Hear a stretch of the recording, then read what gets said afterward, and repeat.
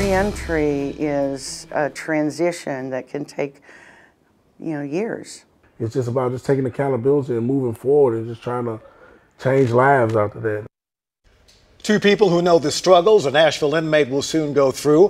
One who helps people adjust to normal life, another working as hard as he can to do it. Both know the road ahead for Centoya Brown won't be easy. Governor Bill Haslam granted Brown clemency today. She'll be a free woman in 7 months. Good evening, everyone. Now, you may be thinking all Centoya Brown has to do is walk out and she's free, but it's not as simple as that. No, it is not. She has to prove she's rehabilitated and a valuable member of society. News 4's Cameron Taylor joins us tonight. Cameron, you've been digging through the process. Yeah, Tom and Tracy, I have. Centoya Brown will be under supervised parole for 10 years, and she'll have to follow several conditions like getting a job and going to counseling sessions. This is all on top of adjusting to life outside of prison. Centoya Brown has spent every year of her adult life in the Tennessee prison system. That will all change when she's let out at 31 years old in August. There's going to be a lot of challenges. Obviously, she matured into adulthood in prison. Allie Winters was a therapist at the Tennessee Prison for Women. She knows how difficult it can be for someone like Brown to transition back into society. Support is probably the single most important factor in reentry. Winters says some of the challenges Brown could face include finding a place to live, securing a job, and even something simple like getting an ID. It's a lot to think about as she prepares for another shot at life. Vanderbilt law professor Terry Maroney calls the governor's decision middle of the road. It doesn't erase the conviction. It doesn't erase the fact of what happens. It just recognizes that 15 years have gone by, and the woman that we're dealing with today is very different from the child that we were dealing with then. Over the next several months, Brown will meet with counselors talking about ways to find a job and completing her bachelor's degree. She needs some time to decompress and to make a plan for when she's going to be leaving. And I imagine that that's going to be what she's going to focus on.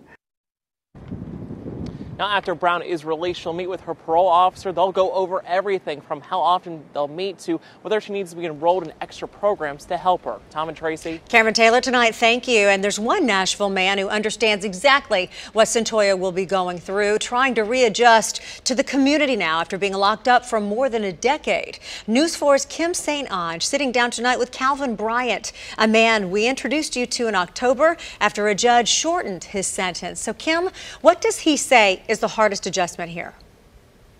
Well, surprisingly, Tracy, he's saying it's the simple things like using GPS on our cell phones. A lot of us take that for granted.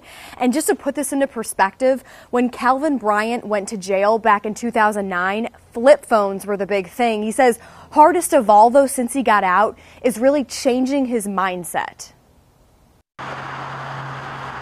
Nashville is changing fast. When I left, we never had traffic like every day. Calvin Bryant is experiencing all of it now at age 32, a free man as of last October after serving 10 years for a drug charge. If you surround yourself with the right people, you'll make the right decision. Like Centoya Brown, Bryant's case is well known, which isn't always a good thing. You're going to have people out there with certain opinions. Just move forward. It's the advice he has for Brown, one of few people who understands what it's like trying to readjust. I do feel concerned for her safety, but I feel like she never gave up the whole time she was incarcerated, so I feel like she could be mentally ready for anything. Bryant re-enrolled in school and now mentors kids. It's just about just taking accountability and moving forward and just trying to change lives after that. It takes time to fully readjust. He says it's all about taking one day at a time. As far as mentally readjusting, it's just something that you have to deal with.